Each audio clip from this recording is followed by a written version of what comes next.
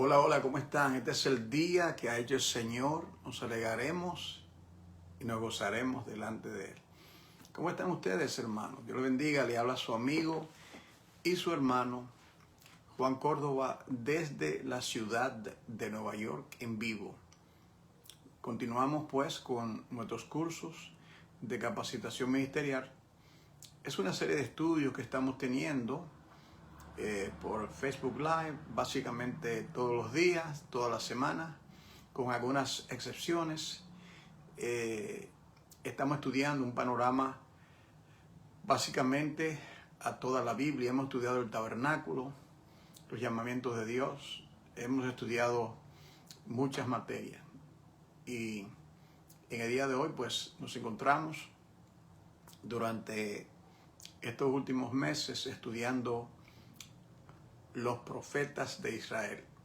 Ya terminamos pues los profetas menores.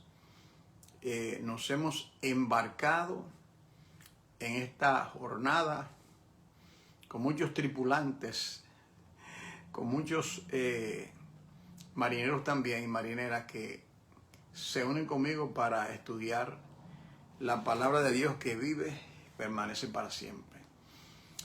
Yo considero que no hay absolutamente nada en esta corta vida más importante que un creyente tome el tiempo en esta corta vida para verdaderamente aprender lo que dice su Padre, lo que Él ha revelado, la palabra escrita, la palabra revelada, y que juntos, usted conmigo, me gusta decir aprender y desaprender. Hay muchas cosas que tenemos que aprender, pero también hay muchas cosas que lamentablemente la religión, los conceptos equivocados, nuestra ignorancia nos lleva a llegar a falsas conclusiones, falsas presuposiciones. Y es la palabra de Dios, no el hermano Juan, que nos ayuda a salir de esos laberintos escabrosos como producto de nosotros estar en algún tipo de una idea equivocada. Se le doy la bienvenida a nuestra hermana Marisol López, a Marisa y bueno, a todos y a todas. Yo necesito urgentemente, primeramente, presentar este propósito al Señor. Yo le pido que se una conmigo. Buen Dios y Padre, en el nombre que es sobre todo nombre, queremos darte las gracias por la oportunidad que nos concedes de poder estudiar la palabra juntos. Te pido, Señor, que me dé claridad de pensamiento, que me ayude, no me permita decir nada inapropiado, algo erróneo, sino manténme en el norte de las Escrituras, que podamos navegar lo que es el Evangelio a través de básicamente todos los 66 libros de la Biblia. Danos entendimiento, Señor, al acercarnos al profeta Isaías. Háblanos por ese libro, corrígenos y amonéstanos en el nombre de Jesús. Amén. Dios bendiga, hermana Mercedes, bienvenida a todos y a todas. Mucho gusto, hermano Torres, siempre. Abrazos fraternales a todos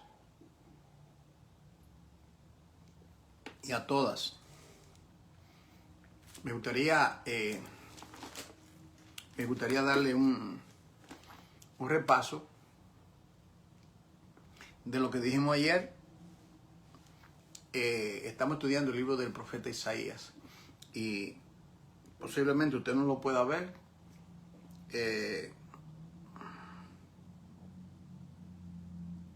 No puede ver el bosquejo, quizá no se ve muy bien, pero esa es la primera parte del bosquejo del libro de Isaías. Creo que se ve un poquito.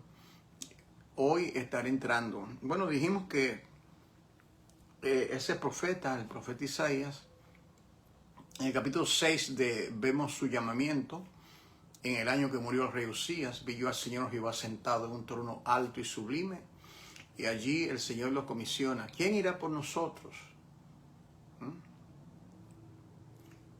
Uno de los querubines toma una tenaza, toma un carbón del altar, lo pasa, lo purifica, y luego dice, heme aquí, envíame a mí.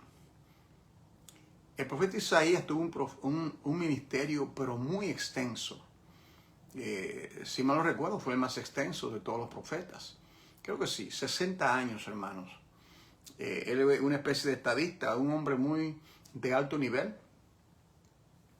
Se cree que él era familiar del mismo rey. Había, en otras palabras, en la corte donde él llevaba a cabo su ministerio durante 4 reyes. 4 reyes, él estuvo llevando a cabo su ministerio. Y se cree, dice, fuente fidedigna, que él tenía un parentesco real. Era un poeta, estadista, orador, historiador, y sobre todas esas capacidades, lo más importante de todo, era un genuino siervo del Señor.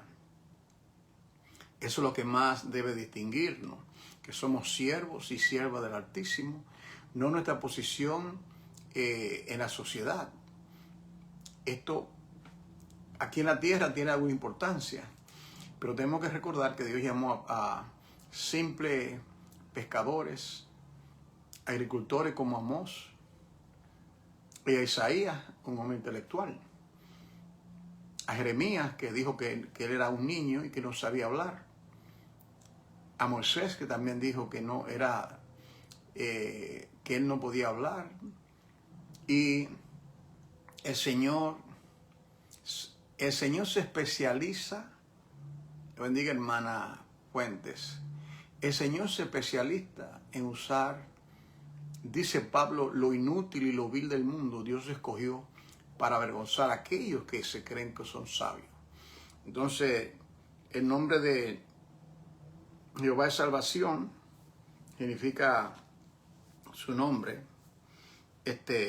Tenía esposa, tenía hijos. Una característica, el remanente regresará. El remanente regresará, así se llamaba uno de sus hijos.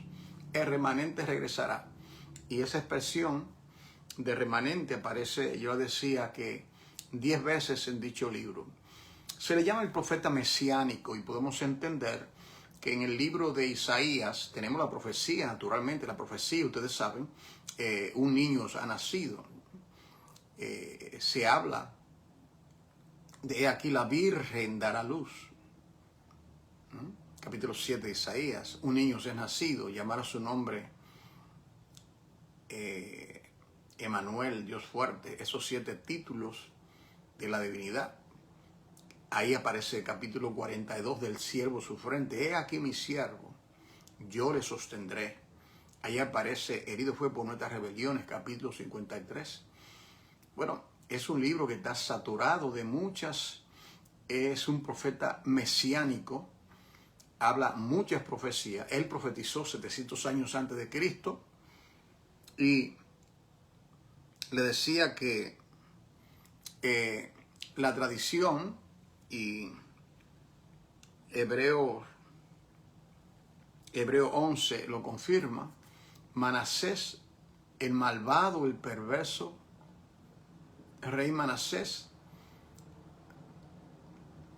lo puso en un árbol y lo aserró o lo aserruchó. Eso se puede confirmar con Hebreo. Dice, algunos fueron aserrados. Cuando usted lee el capítulo 11, de ahí viene. Así que esa tradición tiene algún tipo de confirmación en... Dios bendiga hermana Rosy Moreno, Dios le guarde. Abrazos fraternales a todos y a todas. Comparten el contenido. Entonces estamos teniendo ahora un repaso de lo que fue dicho ayer. Decíamos que se habla también mucho sobre el Espíritu Santo. En el capítulo 61, que fue el rollo que se le entregó. Cuando el Señor fue a la sinagoga, era su costumbre, como judío, era su costumbre ir a la sinagoga. Y algunos creyentes piensan que lo que tiene que ver con el pueblo de Dios en el Antiguo Testamento y el pueblo de Dios cuando llegamos a la época de Cristo, que cuando Cristo vino, Él vino como a fundar una nueva religión llamada el cristianismo. Eso es un error fatal de algunos, pensar que Cristo vino y que vino a cambiar todo.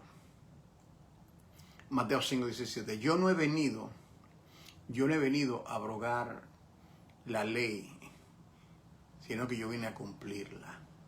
Entonces algunos cristianos se nos han enseñado a nosotros a tener como cierto distanciamiento al Antiguo Testamento, porque eso tiene que ver con el pueblo hebreo. Entonces yo le he hecho preguntas a muchos, incluyendo en diálogo con pastores. Yo le digo, usted sabe que 3/4 partes de la Biblia es Antiguo Testamento. Entonces, ¿qué usted va a hacer? Usted solamente va a predicar o a hablar o a implementar una 1/4 parte de la Biblia. Esos son conceptos equivocados y la iglesia se ha privado de muchas bendiciones, de muchas cosas por tener ese prejuicio. Yo diría, con relación a la Biblia, lo que Dios untó, que ningún hombre lo separe. Vamos a continuar. Déjeme presentarle, déjame ver si lo veo aquí. Sí, yo le decía que el Espíritu Santo se menciona mucho en el libro de Isaías. Le voy a mencionar algunos ejemplos. Capítulo 11, versículo 2, el Espíritu de Dios da sabiduría, inteligencia, conocimiento y temor de Dios. Isaías, capítulo 11, versículo 2. Capítulo 32, versículo 15, el Espíritu de Dios trae abundancia. Capítulo 34, versículo 16, el Espíritu de Dios lleva a cabo la palabra de Dios. Capítulo 40, versículo 13, el Espíritu de Dios es el maestro y el consejero. Bien. Capítulo 42, versículo 1, es el Mesías, el siervo de Dios. El Espíritu, Dios lo iba a dar a él sin medida. Eso ya está profetizado ahí en Isaías 42. Isaías 44, versículos 3 al 5, dice que es a través del Espíritu los verdaderos hijos de Dios prosperarán. Capítulo 48, versículo 16, es el Espíritu de Dios que envía a Isaías a profetizar. Entonces, a veces usted encuentra personas que dicen, yo tengo para ti una palabra, o sea, como ellos planifican dar palabra profética de esta manera. Bueno, aquí dice que el Espíritu de Dios es el que viene sobre el profeta. El Espíritu de Dios viene sobre el profeta. El Espíritu de Dios envió, oiga esto, Isaías 48, 16. Aquí no estamos inventando nada. Por eso te doy la cita y te digo siempre, ten la Biblia abierta. El Espíritu de Dios envió a Isaías a profetizar. Isaías 48, 13. Isaías 61, 1, ¿qué dice? El Espíritu ungió al Mesías, ya está profetizado. El Espíritu de Dios está sobre mí por cuanto me ha enviado. Eso lo dijo Isaías 61, 1. 700 años antes del nacimiento de Jesucristo. Y cuando él tenía aproximadamente 30 años, él entra a la sinagoga, le entregan el pergamino, el rollo del libro, él comienza a buscar el lugar donde se encuentra y ahí encuentra el pasaje de Isaías y ella dice, hoy se ha cumplido esta palabra delante de vuestros ojos. Y él comienza él a exponer lo que eso significaba. Isaías 63, del 10 al 11, ahí se ve el Espíritu de Dios afligido por el pueblo de Dios. Capítulo 63 de Isaías, versículo 14, encontramos que el Espíritu de Dios los pastoreó. Entonces, nos encontramos ahora aquí en el libro del profeta Isaías. Yo quisiera que ahora nos ubiquemos. Vamos ahora a compartir la segunda parte del estudio. Desde el capítulo 40. Desde el capítulo 40 del libro de Isaías hasta el capítulo 66, ahí habla de la salvación. El tema principal es la salvación. Tema extraordinario, ¿no? La salvación. Entonces, nosotros encontramos que aquí vamos a ver la obra. Vamos a ver, estuvimos viendo la persona del profeta Isaías, la persona, quién era, básicamente, su educación, su tiempo en el ministerio, su ministerio durante 4 reyes, diferentes reyes, es decir que 60 años aproximadamente, y durante el reinado de 4 reyes, él estuvo llevando mensaje, llevando la palabra de Dios. En el capítulo 40 del libro de Isaías, por favor, ubícate ahí.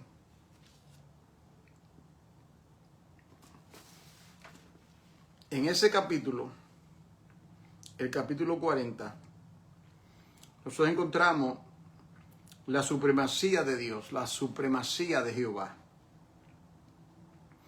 Eso va desde el capítulo 40 hasta el capítulo 48. Esos 8 capítulos, el profeta, eso es extraordinario. Yo le voy a leer algunos versículos para que usted coja el sabor de cómo Dios manifiesta su supremacía o su soberanía, y Dios lo hace por medio de sus atributos, de su redención y de su castigo. Déjame repetirlo. Dios demuestra en el libro de Isaías, a partir del capítulo 40 hasta el 48, Él demuestra su supremacía por medio de sus atributos, por medio de su redención y por medio de su castigo. Le voy a dar un ejemplo para que usted vea. Tiene la Biblia abierta, ¿verdad? Mira Isaías 40. Consolados, consolados, pueblo mío, dice vuestro Dios. Hablar al corazón de Jerusalén, decirle a voces que su tiempo es ya cumplido, que su pecado es perdonado, que doble ha recibido de la mano de Jehová por todos sus pecados. Wow, qué palabra de voz que clama en el desierto. Preparad el camino a Jehová, enderezad calzada en la soledad a nuestro Dios. Todo valle sea alzado y bájase todo monte y collado, y lo torcido se enderece y lo áspero se allane. ¿Le suena familiar? Eso se cumplió también cuando vino Juan el Bautista predicando: todo valle que se baje. El hombre se ha levantado como un valle. Y yo quiero que usted entienda esto. O sea, el hombre que es un valle, se ha levantado como un monte prepotente. Y dice: no, todo valle, todo monte se allane. Prepara el camino, prepara tu corazón, porque viene. ¿Quién es este Rey de Gloria? Jehová de los ejércitos, el fuerte, el valiente, el poderoso en batalla. Viene el Rey, viene el Mesías prometido, viene el deseado de todas las naciones, viene la raíz del tronco de Isaí, viene aquel que tiene el Espíritu, la totalidad del Espíritu, viene Él. Prepara. Dios llama a su pueblo. Y compara la gloria del hombre a la hierba. Dice, la hierba se seca y la flor se marchita, porque el viento, el neuma, el Espíritu de Jehová sopló en ella. Ciertamente como hierba es el pueblo. Entonces, usted ve que aquí habla de los atributos de Dios. Mire el versículo 12. ¿Quién midió las aguas con el hueco de su mano y los cielos con su palmo? Con 3 dedos juntó el polvo de la tierra y pesó los montes con balanza. ¿Quién enseñó al Espíritu de Jehová? ¿O quién pidió consejo? He aquí que las naciones le son como nada. ¿De qué está hablando ahí? De la supremacía de Dios, de sus atributos, de su grandeza. Nuestro Dios ciertamente es grande. Aquí no está frisado, hermano, no sé qué ha pasado. No tengo ninguna indicación. Entonces, dice...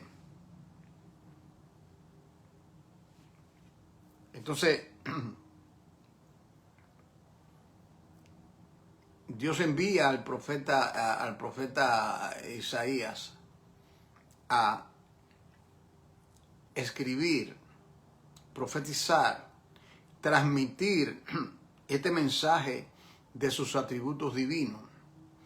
Este mensaje que tiene que ver con redención. Mire un ejemplo en el capítulo 42. Dice, he aquí mi siervo, yo le sostendré. Mi escogido en quien mi alma tiene contentamiento. He puesto sobre él, escuche bien, mi espíritu. ¿Usted ve la diferencia? He puesto sobre él, el Eterno pone sobre el Mesías, el Hijo, el Verbo. Juan el Bautista lo vio, que el Espíritu Santo posaba sobre él cuando fue bautizado en el río Jordán. He puesto mi espíritu en él. Usted ve eso, la totalidad, en él habita toda. En cambio, a nosotros, la iglesia, sus hijos, nos da de su parte de. Nadie crea que tiene, completamente lleno, como que una persona de la manera que hablan, a veces hablan con mucha prepotencia, como que ellos tienen la plenitud del Espíritu de Dios. Nosotros solamente tenemos, en comparación, unas cuantas gotas del Espíritu, pero suficiente para llenar a estos vasos de barro, para llevar a cabo la obra, para poder llevar a cabo nuestros respectivos ministerios por medio de la unción del Espíritu Santo. Cuando nosotros predicamos, enseñamos, oramos por los enfermos, ejercemos los dones espirituales de 1 Corintios 12, de Romanos 12, tenemos el Espíritu de Dios viene sobre nosotros para ayudarnos a nosotros. Entonces debemos depender completamente en nuestras respectivas responsabilidades, en nuestros respectivos ministerios, en el poder. Yo creo con todo mi corazón en el poder del Espíritu Santo para traer salvación, para convertir los pecadores. Es el Espíritu Santo que hace esa obra por medio de su palabra. Así que no tenga temor de predicar, de hacer lo que Dios te ha enviado que haga, porque es el Espíritu Santo, diga la hermana, es el Espíritu Santo que nos guía, nos lleva, nos ayuda a llevar a cabo nuestro respectivo ministerio. Yo hablaba los otros días en una clase en la iglesia, en el Bronx, donde nosotros estamos, sobre los dones del Espíritu Santo. Y nosotros contamos aproximadamente 26 dones. Yo tengo mis dones, pero yo no tengo lo que tienen ustedes. Ustedes tienen otros dones. Entonces cada uno de nosotros, según el don que Dios nos ha dado, nosotros funcionamos. Podemos compartirlo con un equipo de pelota, ¿verdad? Cada uno tiene una función.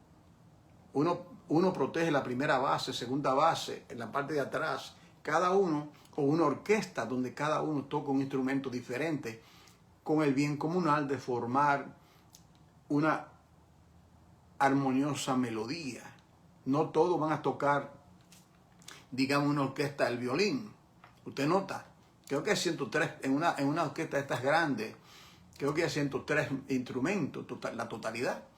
Entonces, nosotros todos somos necesarios, somos un cuerpo, el cuerpo de Cristo, un cuerpo multimiembro, donde Cristo es la cabeza y nosotros somos el cuerpo. La unción que está sobre la cabeza de Aarón y baja hasta el borde de su vestidura. ¿Estás entendiendo? La cabeza ungida, el cuerpo ungido. La unción está sobre Cristo y Él la hace que descienda. Una cabeza ungida, un cuerpo ungido. La iglesia, nosotros somos un cuerpo divinamente dotado, divinamente equipado, divinamente capacitado para llevar. Yo no puedo, por ejemplo, hacer la obra de un evangelista. Somos llamados a evangelizar. Felipe le dice Felipe el evangelista. No llamaron a Pedro el evangelista, aunque Pedro predicó un mensaje evangelístico y Dios salvó 3,000. ¿Usted me está entendiendo? Él predicó un sermón y se convirtieron 3,000, pero Dios nos dice Pedro el evangelista. Entonces eso significa que nosotros todos somos llamados a evangelizar, a compartir la palabra, aunque no tengamos el título. Lo importante no es el título, lo importante es hacer la obra, eso es lo importante. Entonces, aquí en el capítulo 42 del profeta Isaías, ahí habla claramente, de 42 al 45, habla el profeta Isaías, el tema es la redención. La redención es el tema del capítulo 42 a 45, la redención. He aquí mi siervo, capítulo 42, yo le sostendré, mi escogido, en que mi alma tiene contentamiento. Suena familiar, ¿no? En que mi alma tiene contentamiento. Me parece que hubo alguien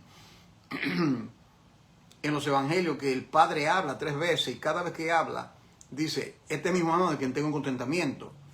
Cuando yo leo eso, que cada vez que el Padre abre su boca y señala al Hijo, yo entonces me pregunto, ¿y qué es lo que la iglesia dice cuando habla?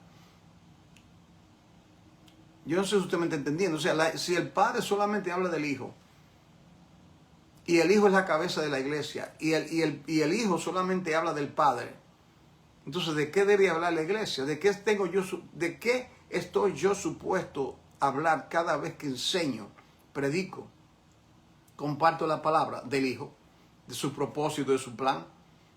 ¿No? De mi iglesia, de los libros que escribí, de la prepotencia, el orgullo, la búsqueda de fama, de prestigio. Sea Dios veraz y todo hombre mentiroso, solamente puedo decir sobre eso. Entonces ahí vemos nosotros en el capítulo 45, pero le decía que en esos 8 capítulos de Isaías, 40 es una manera muy, pero muy fructífera de leer un libro de la Biblia. Tratar de discernir cuáles son los temas que se desarrollan en los capítulos. Claro, el libro de Isaías, bueno, coge un día, un mes o dos y enciérrese y póngase a estudiar Isaías por un mes o 2 años. A leerlo y a volverlo a leer. A leerlo con dedicación, con determinación. Y usted va a descubrir muchísimas cosas que yo en estos pocos minutos es imposible que yo se lo transmita. Estoy dando solamente un aperitivo y solamente estoy dando un bosquejo para que usted tenga una idea de lo que hay. Ahora, les decía que del capítulo 40 a 48, el tema es la supremacía de Jehová. Y cómo se desarrolla ese tema con 3 aspectos. Sus atributos, su redención o su salvación y su castigo. Ahora vamos a hablar un poco de su castigo a partir del capítulo 46 al 48. En el capítulo 46, usted nota que comienza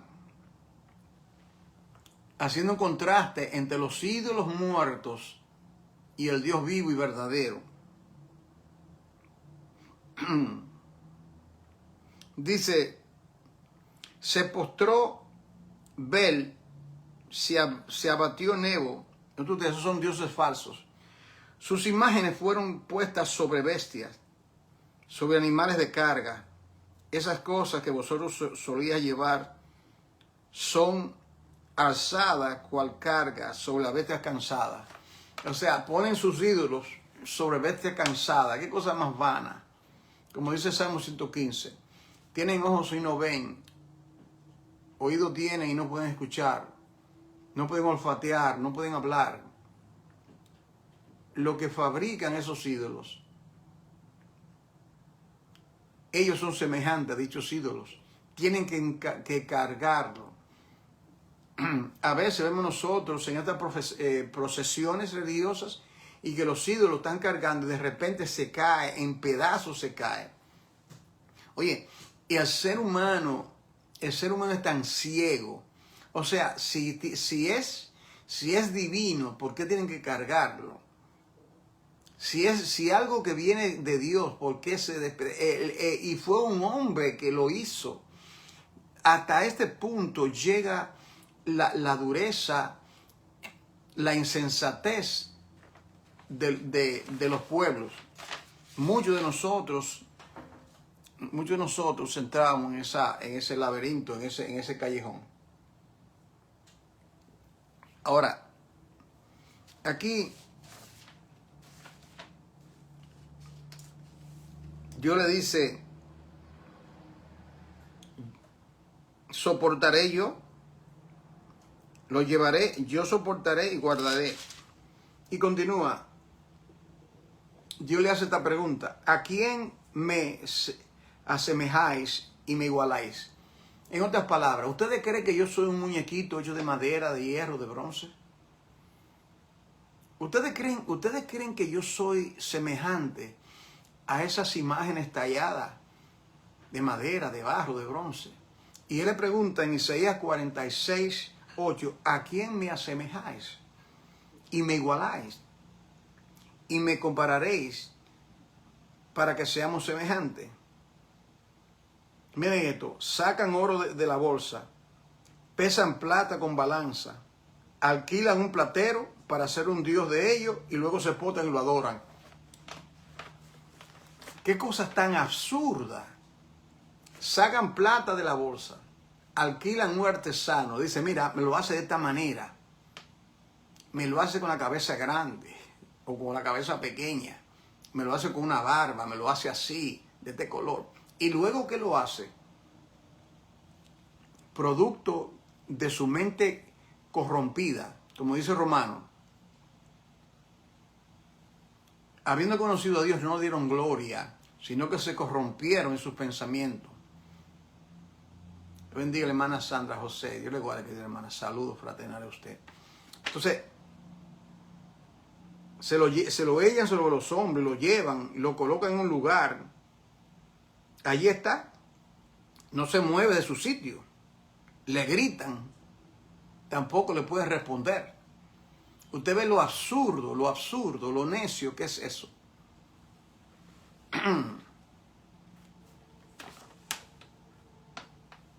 Una vez tuve un diálogo con un amigo católico y él me dice, no, pastores, esos son como imagen, como por ejemplo tú tienes una fotografía de tu mamá y tú la tienes y tú la veneras, si ella murió.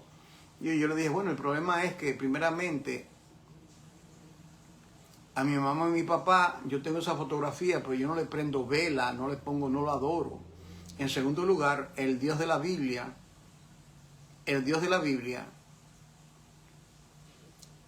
es un Dios invisible. Tú no puedes, es imposible tú poder dibujarlo, conceptualizarlo. Aún a Cristo que se encarnó, nadie, absolutamente nadie, hay muchísimos dibujos que hacen, ninguno de ellos representan ellos. Y eso es irrelevante, lo importante es que Él vino, murió por nuestros pecados, eso es lo importante. Entonces,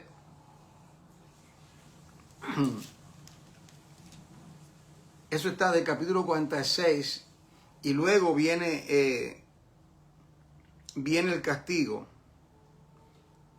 En el capítulo 47 viene la humillación de Babilonia. Yo le he enseñado y le he dicho que el pueblo de Israel peca contra Dios. Dios le dice, te voy a castigar, te voy a castigar. Israel desconoce de dónde viene el castigo. ya Dios tiene una nación pagana, malvada, peor que Israel. Y Dios usa a esas naciones paganas, la castiga a Israel y luego castiga a la nación pagana por su idolatría y que porque castigó a Israel. Solamente Dios puede tener una estrategia tan sabia y tan exacta. Solamente Él puede hacer eso. Solamente el Señor solamente puede hacer eso. Entonces aquí vemos, Israel fue llevada a cautivo, el cautiverio babilónico, por ejemplo, de 70 años. Y luego Dios castiga a Babilonia por castigar a Israel. ¿Me explico? Lo mismo aconteció con los asirios cuando se llevó a las 10 tribus del norte en el año 722, si mal no recuerdo. Esa es la manera que Dios procede. Entonces, ahí vemos nosotros eso. En el capítulo 49 hasta 57 del libro de Isaías, que estamos estudiando, la segunda parte, vemos nosotros el siervo tiene que ver con el siervo de Jehová. Esa expresión, el siervo de Jehová. Ya en el capítulo 42 dijo, he aquí mi siervo, yo le sostendré. Entonces, en el capítulo 49 hasta 57, el tema es el siervo. Ese siervo que traerá luz a las naciones. A mí me fascina mucho el capítulo 49, porque en el capítulo 49 yo le voy a leer, Dios bendiga a la hermana Carla, yo le voy a leer a ustedes algunos versículos para que usted pueda apreciar un diálogo que yo considero entre el Padre y el Hijo. Es un pasaje mesiánico. Cuando uso la expresión mesiánico, un pasaje mesiánico, un salmo mesiánico, significa que la temática no es Israel, sino Cristo. Tiene que ver con Cristo, tiene que ver con su obra, su expiación, su nacimiento, su muerte. Pasaje mesiánico. Desde Génesis 3:15, un pasaje mesiánico, la simiente de la mujer. ¿Me explico? Entonces, a través de la Biblia, usted ve, por ejemplo, salmos mesiánicos. El Salmo 2, porque se amontina la gente. El Salmo 22 se habla de la crucifixión del Mesías, en el Salmo 22, Salmo mesiánico. Entonces, cuando usted lee esos pasajes mesiánicos, y el libro de Isaías particularmente está saturado de fotografías, cuadros que tienen que ver directamente con el Mesías. Entonces aquí, mire este diálogo, capítulo 49 del libro de Isaías. Por favor, si tiene su Biblia, acompáñenme. Dice, oídme costa y escuchad pueblos lejanos. Oiga esto, Jehová me llamó desde el vientre, de las entrañas de mi madre, tuvo mi nombre en memoria. Jehová me llamó. Oiga esto, y puso mi boca como espada aguda. ¿De qué le viene a la mente? Puso mi boca como espada aguda, Apocalipsis, y de su boca salía una espada aguda de 2 filos. ¿Usted se da cuenta? Ya eso se ve, la espada de 2 filos que habla las Escrituras. Porque la palabra de Dios es viva y eficaz y más cortante, una espada de 2 filos que penetra, que corta, que discierne. Eso es lo que hace la palabra de nuestro Dios. Entonces dice, me cubrió con la sombra de su mano, me puso por saeta bruñida, brillosa, afilada, me guardó en su aljaba.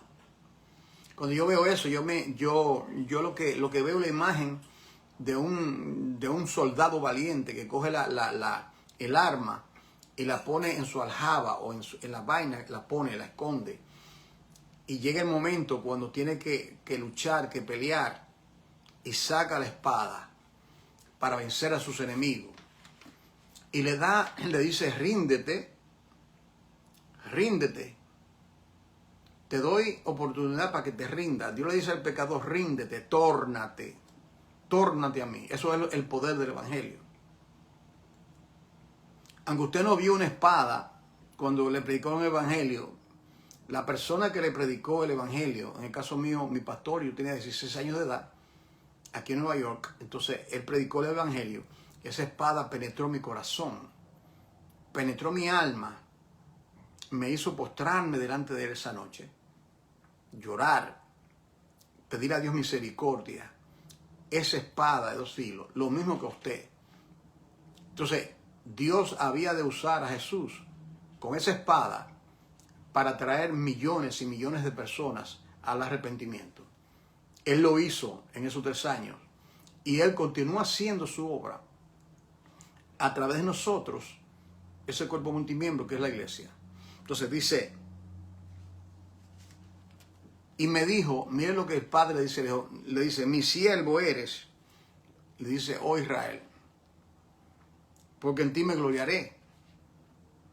Entonces le responde, pero yo dije, mire lo que responde, por demás he trabajado en vano y sin provecho he consumido mis fuerzas, pero mi causa está delante de ti y me recompensa con mi Dios.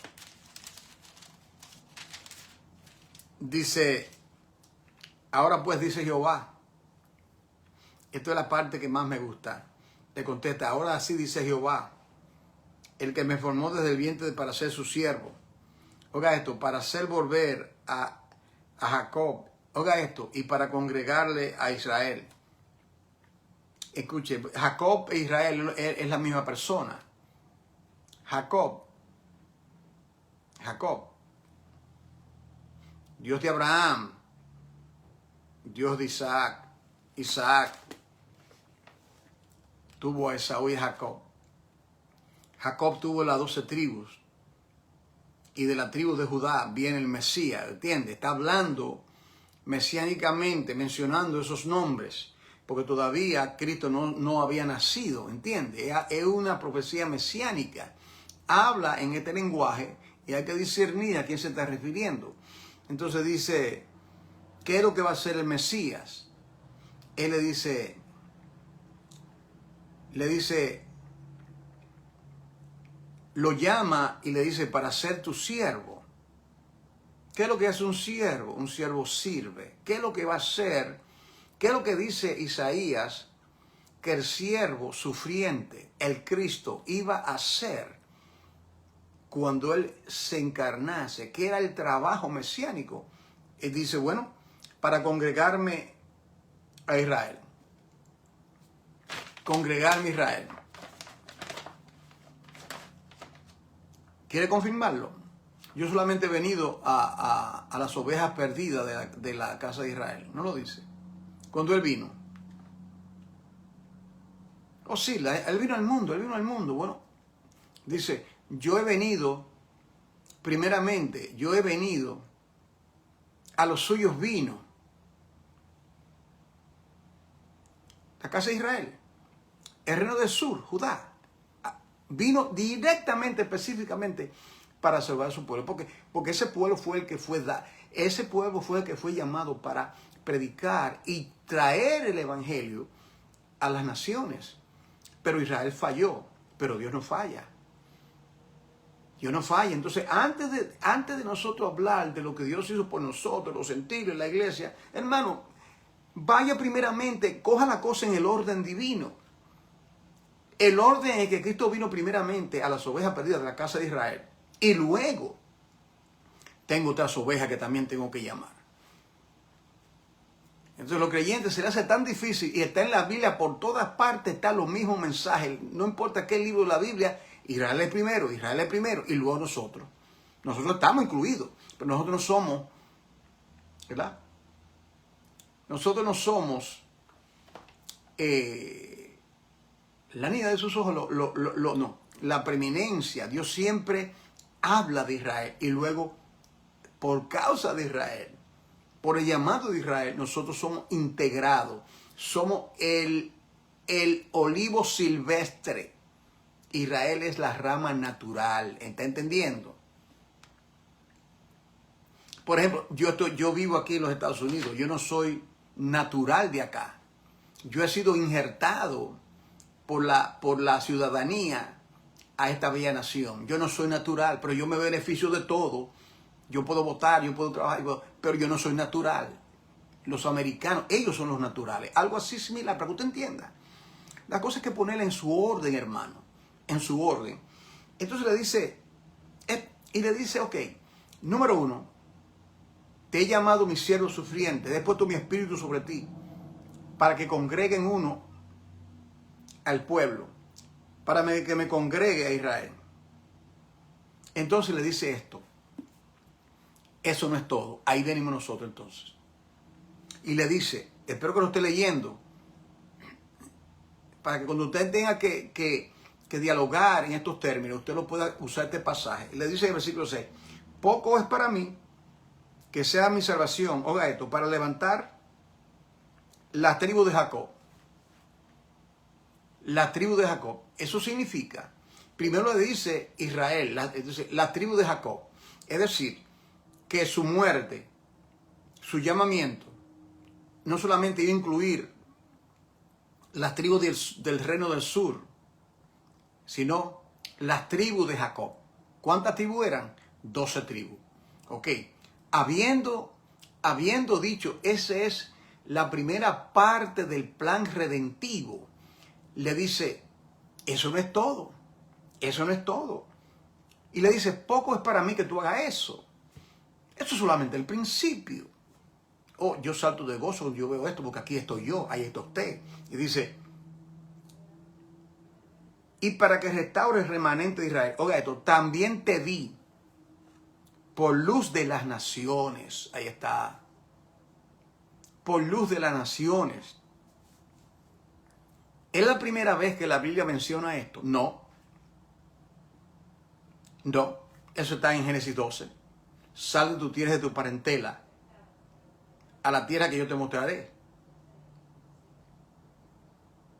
En ti,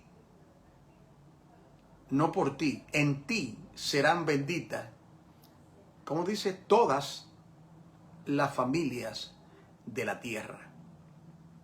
Todas las naciones. Un Dios inclusivo. Un Dios que amó al mundo, no unos cuantos.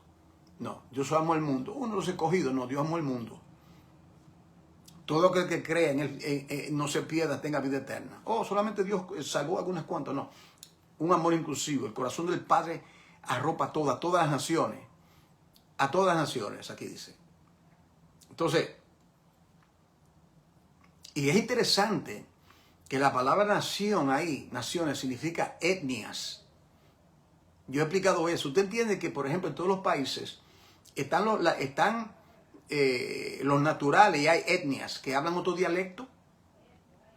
¿Me voy a entender? Por ejemplo, yo tenía un grupo de hermanos hondureños, 22 de ellos en la iglesia hace unos años, y ellos, ese grupo, hablaban garífona. Era como una etnia del pueblo hondureño. Es decir, que Dios no se olvidó de las etnias. El hombre se olvida. El hombre lo quiere ir a esos lugares donde están las etnias, las montañas, los campos, la gente pobre. Oh, no, ellos quieren ir ellos quieren ir a un hotel de 5 estrellas. Bienaventurado que cuando Dios nos envía a un lugar pobre, donde hay esas casuchas. Yo lo vi cuando fui al viaje misionero ahora en abril, la República Dominicana. Esa casucha cayéndose. Esos lugares donde la gente no quiere ir. Pero hay que ir, hermano. Cristo murió por esas personas. Cristo murió por esas personas.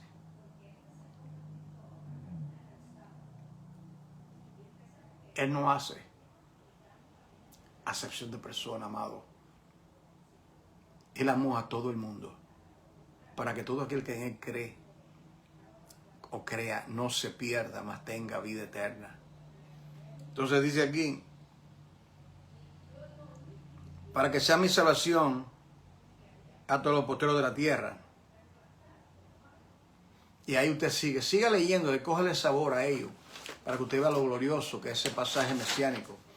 Entonces, eso es del capítulo 42 Perdón, capítulo 49 hasta el 50. Ahora, del capítulo 56 al capítulo 66, eso viene siendo el desafío de Jehová. Un desafío.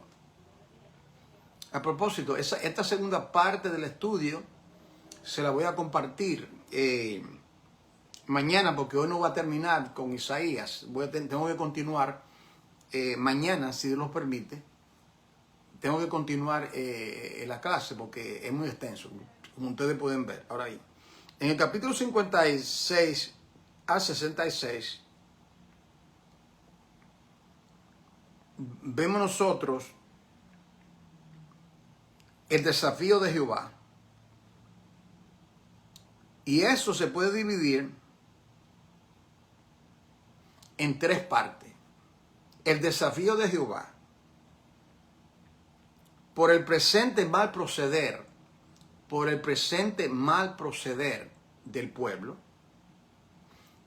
por los eventos futuros con relación a ese pueblo, y también un desafío final que viene siendo de promesa y advertencia.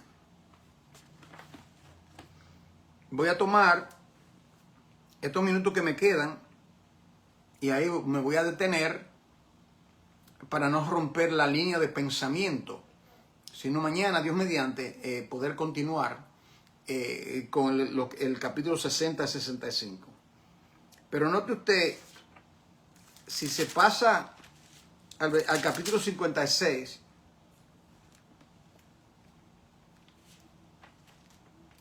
usted va a encontrar en el capítulo 56, dice aquí: así dijo Jehová, guardad derecho y haced justicia, porque cercana está mi salvación para venir y mi justicia para manifestarse. Bienaventurado el hombre que hace esto y el hijo del hombre que lo abraza, que guarda el día de reposo para no profanarlo, que guarda su mano de hacer todo mal. O sea, ahí el pueblo de Israel, Dios le dio el día de reposo. No desde Moisés cuando dio la ley, no.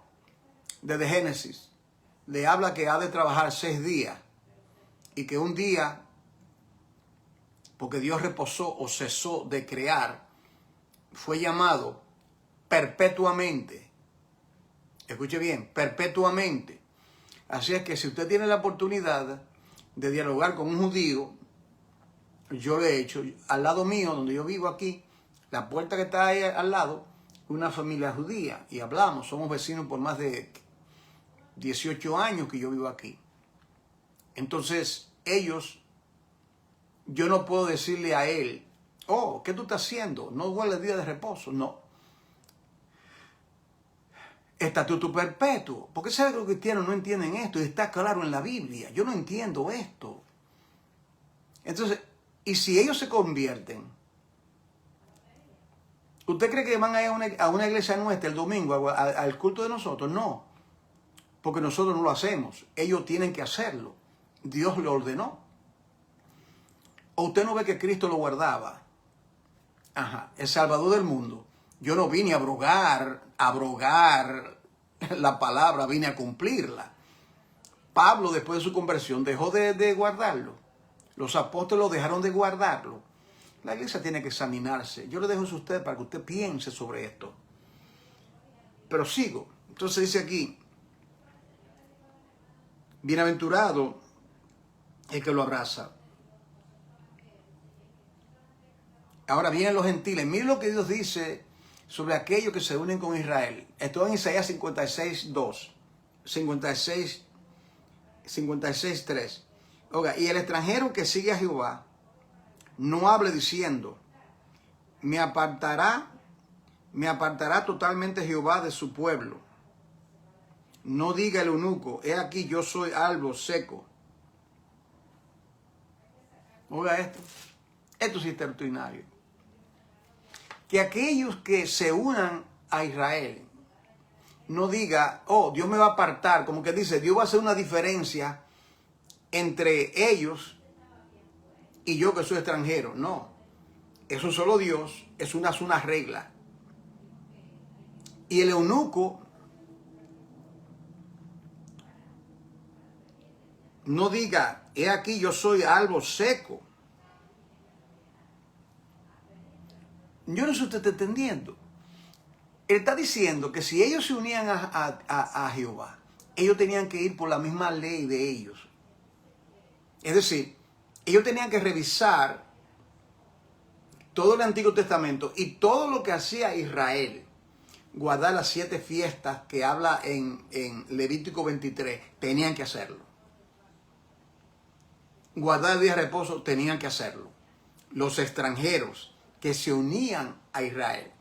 Y el eunuco no podía decirle, yo soy un árbol seco, eso no tiene que ver para mí. O sea, los cristianos hoy en día, ellos cogen la Biblia y dicen, esto se aplica a mí, cada uno como quiere, como que Dios nos ha dado a nosotros la autoridad de como cuando usted tiene un plato, esto me gusta, lo hago, esto no creo que para mí, no lo hago. No estudia, no se pone a estudiar, no toma el tiempo para examinar las escrituras.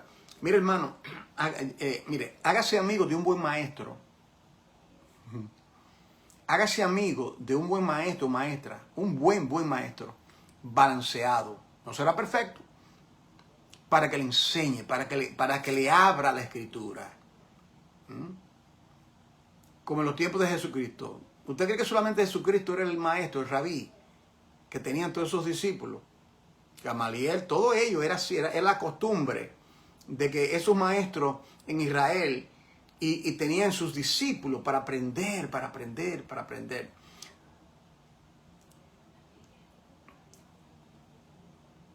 Me duele en el corazón a mí el poco apetito que tienen los creyentes por la palabra de Dios. El poco apetito o interés que creyentes tienen a la palabra de Dios. Yo les felicito a ustedes. A veces en este estudio, y no es por multitudes, aunque haya 2 personas, eso no, nada más de una persona, no. Yo sigo con el propósito divino, porque yo sé que la palabra del Señor la usa como Él quiere y Él hace con lo que Él quiere. Pero dígame usted,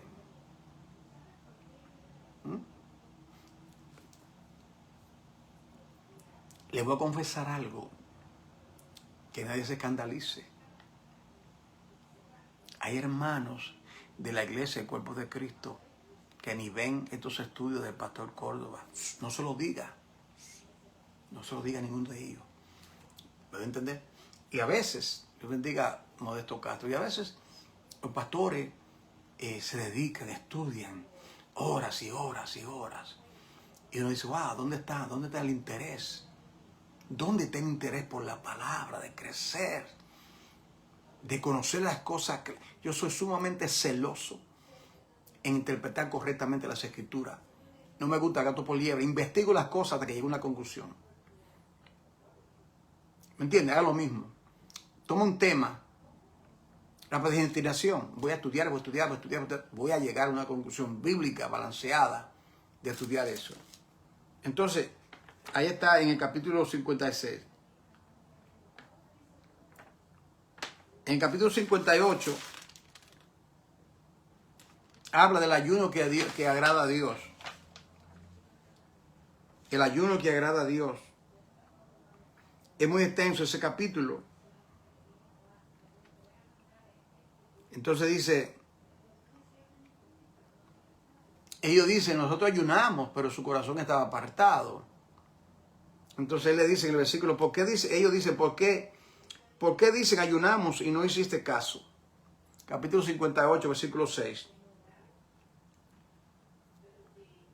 ¿Por qué hicimos esto? La parte mecánica, hacerlo mecánicamente, y tú te hiciste Dios desentendido. Entonces Dios le responde, bueno, porque en vuestro ayuno ustedes buscan su propio bien y oprimían a todos vuestros trabajadores. O sea, ustedes están ayunando y a los trabajadores lo están oprimiendo. Es hipocresía. es hipocresía. Entonces, y le dice, ¿no es más bien el ayuno que yo escogí, desatar las ligaduras de iniquidad, soltar la carga de opresión y dejar libre a los quebrantados, y que rompáis todo yugo?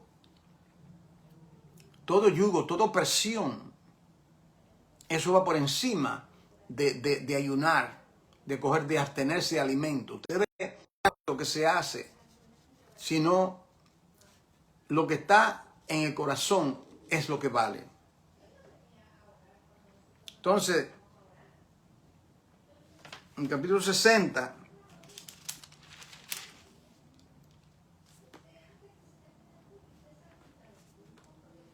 habla cómo los gentiles han de bendecir a Sión. Mira esto. Levántate y resplandece, porque ha venido tu luz, y la gloria de Jehová ha nacido sobre ti. Porque he aquí que las tinieblas cubrirán la tierra y oscuridad las naciones, mas sobre ti amanecerá Jehová, y sobre ti será vista su gloria. Oiga esto. Y andará la nación a tu luz, y los reyes al resplandor de tu nacimiento. Es decir, llegará un momento cuando Israel va a resplandecer, va a obedecer, va a ser restaurada Israel. Y luego Israel se va a encargar de llevar el conocimiento de Dios a todas las naciones, tal como Dios. Ese fue el fin por el cual Dios escogió a Israel. Lo escogió con un propósito, no simplemente para que Israel se jacte que somos la niña de tus ojos, que somos el pueblo escogido. Todo eso tiene su lugar. Pero ¿para qué Dios lo hizo? ¿Cuál es el fin? ¿Qué tenía Dios detrás? ¿Cuál es la agenda divina por la cual Dios escogió a Israel? ¿Por qué lo escogió? Como nosotros. ¿Por qué fue que Dios me salvó? ¿Por qué Dios me salvó? ¿Para qué me salvó? Dios tiene un propósito definido con cada uno de nosotros. Y como digo siempre, de responder al llamado divino. Responder por una identificación. Identificarnos, sí.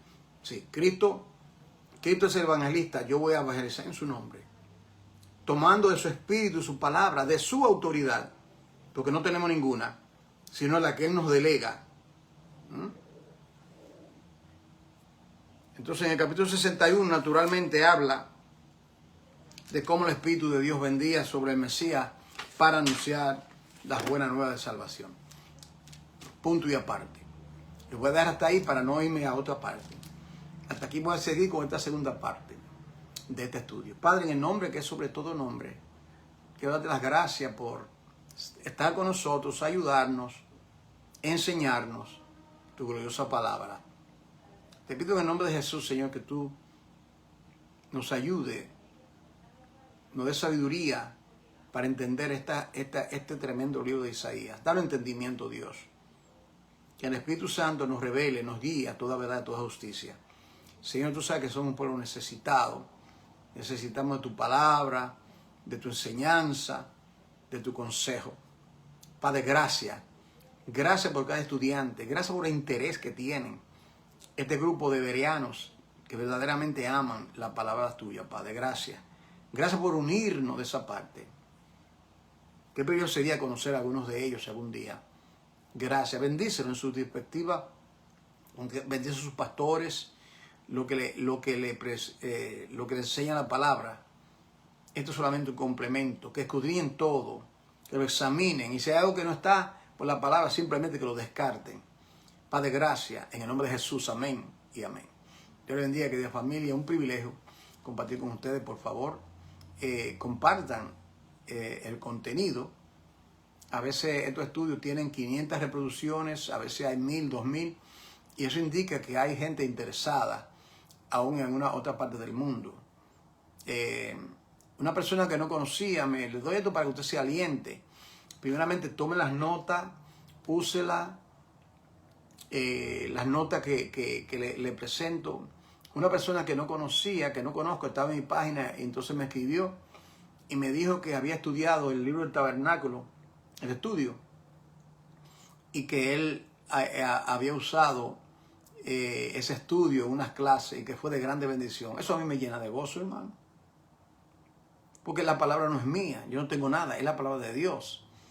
¿Me va a entender? Entonces usted estudia, toma nota, usted lo repasa.